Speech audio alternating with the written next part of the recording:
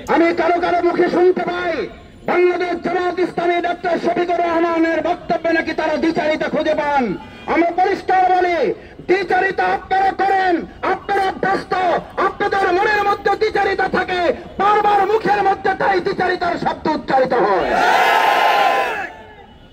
জামাত ইসলামী যদি দ্বিচারিতা করত তাহলে আমাদের নেতৃবৃন্দকে ফাঁসির কাষ্ঠে ঝুলতে হতো না, আমাদের নেতৃবৃন্দকে জীবন দিতে হতো না, আল্লামা দেলোয়ার হোসেন সাঈদী রাহিমাহুল্লাহকে মেডিকেল ক্লিনিং এর মাধ্যমে তাকে হত্যা করা হতো না, আমাদের নিজামী ভাইকে ফাঁসিতে ঝুলতে হতো না, আব্দুল কাদের মোল্লাকে ফাঁসিতে ঝুলতে হতো না, আমাদের নিবন্ধন কেরানো হতো না।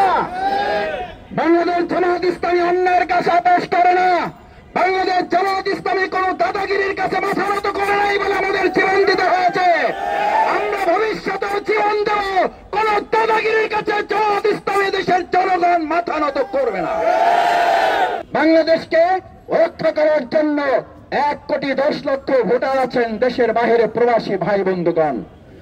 আমাদের রেমিটেন্স যোদ্ধাদেরকে আপনারা মুখের কথায় কথায় স্মরণ করেন। আমরা তৎক্ষণে জানতে পারি নাই আমাদের 1,10,00,000 ভোটারকে ভোটার তালিকায় তাদেরকে সংযুক্ত করা হয়েছে কিনা, তারা ভোট দিতে পারবেন কিনা।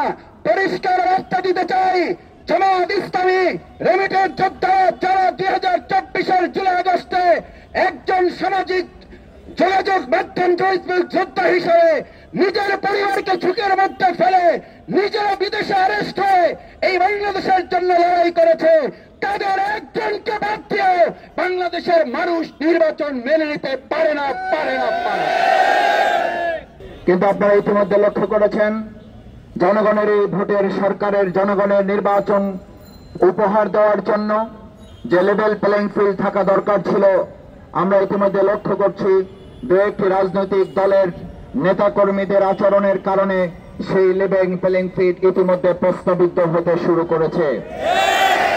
আমরা অত্যন্ত পরিষ্কার ভাবে বলতে চাই, বাংলাদেশ জামাত ইসলামী আল্লাহর উপর ভরসা করে জনগণের রায় এবং সমর্থনের ভিত্তিতে একটি সরকার প্রতিষ্ঠা করতে চায়। সেই লক্ষ্য নিয়ে বিগত 17 বছর বাংলাদেশ জামাত ইসলামী এই পল্টনের বিভিন্ন অলিতে গলিতে শাহবাগ, রমনা, শাহজাহানপুর, সেগুনবাগিচা এবং আমাদের বাংলা মোটর, দৈনিক বাংলা, ফকিরাপুর সহ শান্তিনগরের প্রত্যেকটি জনপদে প্রত্যেকটি আন্দোলনে এখানকার জনগণের সমর্থন নিয়ে আমরা রাজপথে আমাদের ভূমিকা পালন করেছি। এই পল্টন শাহবাগ অঞ্চলে আমরা সেদিন বলেছিলাম 2006 সালের 28 অক্টোবর এখানে আমাদেরকে লগি উঠার নির্দেশ দিয়ে আমাদের ভাইদেরকে হত্যা করা হয়েছে। আপনারা সাক্ষী ছিলেন, আমাদের ভাইয়েরা শহীদ হয়েছেন, কিন্তু পল্টনের 1 ইঞ্চি মাটি আমরা বাতিলের কাছে, দোসরদের কাছে, আওয়ামী হায়নাদের কাছে, দুষ্কৃতীদের কাছে আমরা যেমন ছেড়ে দেই নাই, আমরা আজকেও বলতে চাই এই পল্টন শাহবাগ অঞ্চলের 1 ইঞ্চি মাটি কোন দোসর, কোন চাঁদাবাজ, কোন সন্ত্রাসী, কোন দখলদারদের কাছে আমরা ছেড়ে দিতে পারি না। এখানে শহীদ জসিমের রক্ত ঝরেছে, শহীদ মুজাহিদের রক্ত ঝরেছে, এখানে আমাদের শহীদদের রক্ত ভেজাই মাটি, শহীদদের এই রক্তের মাটির সাথে কাউকে বেইমানি করতে দেওয়া হবে না। আমার ভাইয়েরা, 2024-এর জুলাই আগস্টের গণ অভ্যুত্থানে এই পল্টনের জাতীয় মসজিদ বাইতুল মাকারমের উত্তর গেট ছিল একটা ফিলিস্তিনের মতো। প্রত্যেক দিন এখানে একটা যুদ্ধের অবস্থা তৈরি করে রাখত ফ্যাসিস্ট আওয়ামী সরকার। আমরা সেই সময়ও এই পল্টনের প্রত্যেকটি অলিতে গলিতে আওয়ামী ফ্যাসিস্টের বিরুদ্ধে আওয়ামী আন্দোলন সংগ্রামে আমরা নিজেদেরকে সম্পৃক্ত রেখেছি। সুতরাং আজকে লেভেল প্লেইং ফিল্ডের মাধ্যমে জনগণের অধিকার প্রতিষ্ঠিত করার দাবি এখানকার মানুষের শুধু নয়, শুধুমাত্র ঢাকাবাসীর নয়, শুধুমাত্র বাংলাদেশের জামাত ইসলামী ছাত্র শিবিরের জনগণের নয়, এই দাবি এখন বাংলাদেশের 18 কোটি জনগণের দাবি। সুতরাং আগামী 16-19 জুলাইয়ের যে সমাবেশ, এই সমাবেশ জামাত ইসলামী ছাত্র শিবিরের শুধু সমাবেশ নয়, এটি হচ্ছে ঢাকাবাসীর সমাবেশ, এটি হচ্ছে লেভেল প্লেইং ফিল্ড দাবি বাস্তবায়নের সমাবেশ, এটি হচ্ছে শেখ হাসিনাকে গ্রেফতার করে দেশে ফিরিয়ে নিয়ে এসে তাকে বিচারের মুখোমুখি করার দাবি আদায়ের সমাবেশ। এই সমাবেশ হচ্ছে জুলাই সনদ বাস্তবায়নের সমাবেশ। জুলাই সনদ বাস্তবায়ন না করা হচ্ছে শহীদ আহত পঙ্গুত্বদের সাথে বেইমানি বিশ্বাসঘাতকতা করা। তাদের শহীদ আহত বঙ্গবন্ধু স্বাধীনতা যোদ্ধা বলার পরিবর্তে যদি জুলাই সনদ বাস্তবায়িত না হয়, তাহলে এক সময় এমন সময় আবার আসতে পারে যখন আমাদেরকে আবার সন্ত্রাসী হিসাবে চিহ্নিত করা হবে। সুতরাং জুলাই সনদের যারা বিরোধিতা করেন, জুলাই সনদকে যারা এখনো একমত পোষণ করতে পারেন না, তারা মূলত 2024 সালের জুলাই আগস্টের গণঅভ্যুত্থানকেই তারা স্বীকার করেন না। আমার ভাইয়েরা, স্বীকার যে করেন না, সেই কথার ভিডিও তো আমরা মাঝে মধ্যে ফুটেজে দেখতে পাই, আমরা তাদের নেতাদের মুখেই শুনতে পাই ওটা শিক্ষার্থীদের আন্দোলন, ওই আন্দোলনের সাথে আমরা জড়িত নই। এই কথা বলার পরে আবার তাদের মুখেই শুনতে পাই আমাদের ছোট ছোট বাচ্চা ছেলেরা আন্দোলন করে রাজপথে জীবন দিয়েছে বলে আজকে আমরা মুক্ত স্বাধীন জীবনে ফিরে আসতে পেরেছি। আবার তারাই বলেন এই ছোট ছোট বাচ্চা ছেলেরা কোনো সংস্কার চাইলে আমরা সংস্কার মানব না, আমরা এগুলো বাতিল করে দেব। আমি কারো কারো মুখে শুনতে পাই বাংলাদেশ জামায়াত ইসলামী ডক্টর শফিকুর রহমানের বক্তব্যে নাকি তারা দ্বিচারিতা খুঁজে পান। আমরা পরিষ্কার বলি, দ্বিচারিতা আপনারা করেন, আপনারা অভ্যস্ত, আপনাদের মনের মধ্যে দ্বিচারিতা থাকে, বারবার মুখের মধ্যে তাই দ্বিচারিতার শব্দ উচ্চারিত হয়।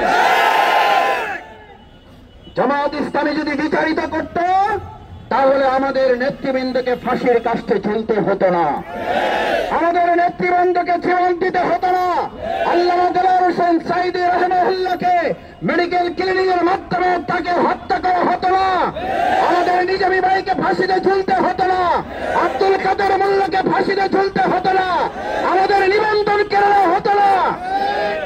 আজ আমাদের সামনে বহু বছর পর আমাদের আবেগের ঠিকানা, আমাদের প্রিয় প্রতীক দাঁড়িপাল্লা আমরা দেখতে পাচ্ছি। আল্লাহ শুকরিয়া আদায় করি। আমরা সকলে বলে আলহামদুলিল্লাহ। মার্কা আছে, মার্কা আছে, মার্কা কোনটা? এবার ইনসাফের মার্কা কোনটা হবে? জনগণের অধিকারের মার্কা কোনটা হবে? উই ওয়ান্ট জাস্টিসের মার্কা কোনটা হবে? জনগণের হক প্রতিষ্ঠার মার্কার নাম কি হবে? 19শে জুলাই মার্কা কি হবে? আমার ভাইয়েরা, দাঁড়িপাল্লা ন্যায়ের প্রতীক, সেই ন্যায়ের প্রতীকের কারণে আমাদের দুজন মন্ত্রী 3টা মন্ত্রণালয় দুর্নীতি মুক্ত ভাবে পরিচালনা করে প্রমাণ করেছে বাংলাদেশ জামায়াত ইসলামী দুর্নীতি মুক্ত বাংলাদেশ কায়েম করতে পারে। বাংলাদেশ জামায়াত ইসলামী অন্যের কাছে আপোষ করে না, বাংলাদেশ জামায়াত ইসলামী কোন দাদাগিরির কাছে মাথা নত করে নাই বলে আমাদের জীবন দিতে হয়েছে। আমরা ভবিষ্যতেও জীবন দেব, কোন দাদাগিরির কাছে জামায়াত ইসলামী দেশের জনগণ মাথা নত করবে না। সেই জন্য আমি আপনাদের কাছে আহ্বান জানাতে চাই, আসুন 19 তারিখের সমাবেশ শাহবাগের নাগরিকদের সমাবেশ, 19 তারিখের সমাবেশ পল্টনের জনগণের সমাবেশ, 19 তারিখের সমাবেশ রমনার জনগণের সমাবেশ, 19 তারিখের সমাবেশ শাহজাহানপুর মতিঝিলের জনগণের সমাবেশ, 19 তারিখের সমাবেশ শুধু ঐতিহাসিক সোহরাওয়ার্দী উদ্যান নয়, পুরো পল্টন মতিঝিল সেগুনবাগিচা বাংলা মোটর ফকিরাপুর জনগণের লোকে লোকারণ্য হয়ে ঢাকার সমাবেশে পরিণত হবে ইনশাআল্লাহ। আসুন বাংলাদেশ জামায়াত ইসলামী সেই সুশাসন প্রতিষ্ঠার, বিচার প্রতিষ্ঠার, আমাদের পিয়ার পদ্ধতির মাধ্যমে জাতীয় সরকার বাস্তবায়নের যে গুরুত্বপূর্ণ দাবি তুলেছে, আমরা আপনাদের কাছে জিজ্ঞেস করতে চাই, জাতীয় সরকার বিনির্মাণ, অবৈধ অস্ত্র বন্ধ করা, কালো টাকা বন্ধ করা, পেশি শক্তি বন্ধ করা, আমাদের প্রফেশনাল রিপ্রেজেন্টেশনের কোন বিকল্প আছে? যারা কালো টাকা দিয়ে ভোট কিনতে চাইবে তারাই পিয়ার পদ্ধতির বিরোধিতা করবে। আমরা চাই বিরোধিতার নামে বিরোধিতা নয়, বরং জাতীয় ঐক্যের প্রশ্নে পিয়ার পদ্ধতি মেনে নেওয়া এখন সময়ের দাবি। আমরা শুনেছি প্রধান উপদেষ্টার পক্ষ থেকে নির্বাচন কমিশনকে, আইন শৃঙ্খলা বাহিনীকে ইতিমধ্যে ডিসেম্বরের মধ্যে প্রস্তুতি সম্পন্ন করতে বলা হয়েছে। আমরা আন্তরিক ধন্যবাদ জানাই, আমরা মোবারকবাদ জানাই। আমাদের আমিরে জামাত ডক্টর শফিকুর রহমান পরিষ্কার বলেছেন, প্রধান উপদেষ্টা ডিসেম্বর থেকে জুনের মধ্যে নির্বাচনের যে ডেডলাইন দিয়েছেন, জামাত ইসলামী তার প্রতি আস্থা রাখতে চায়। কিন্তু আমরা সেই নির্বাচন আর দেখতে চাই না। খেলোয়াড়ও আমরা, রেফারিও আমরা, গোলকিপারও আমরা, সিদ্ধান্ত দেব আমরা। ওবায়দুল কাদের মার্কা কোন নির্বাচন বাংলাদেশের জনগণ জীবন দিয়ে বিজয় দেবে।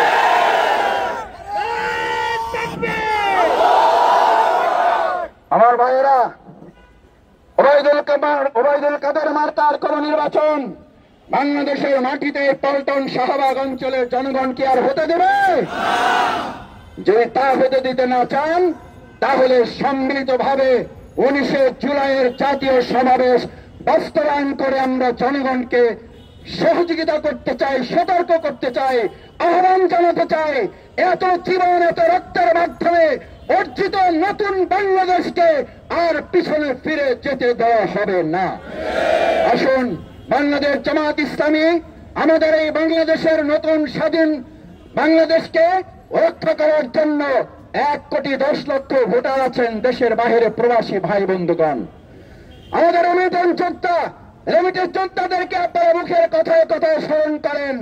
আমরা তৎক্ষণে জানতে পারি নাই আমাদের 1,10,00,000 ভোটারকে ভোটার তালিকায় তাদেরকে সংযুক্ত করা হয়েছে কিনা, তারা ভোট দিতে পারবেন কিনা।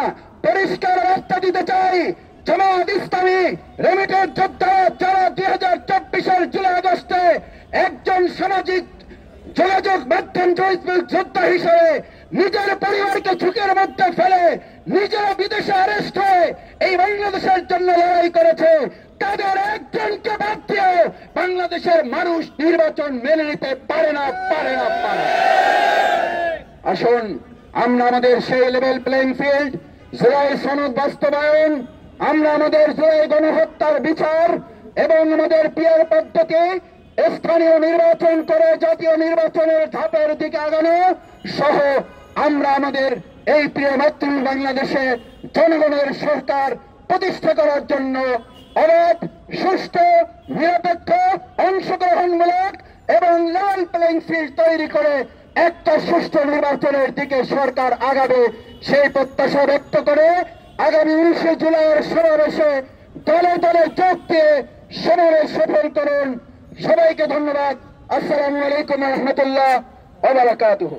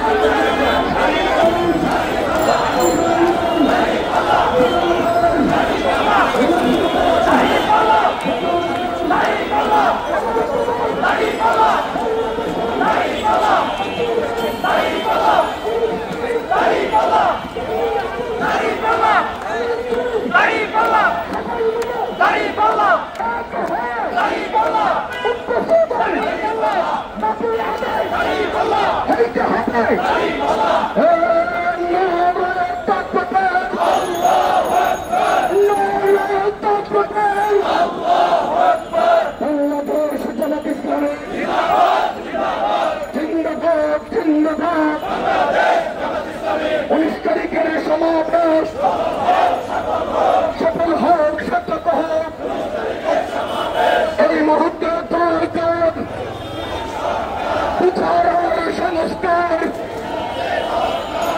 মুহূর্তে দরকার বিচার আর সংস্কার, এই মুহূর্তে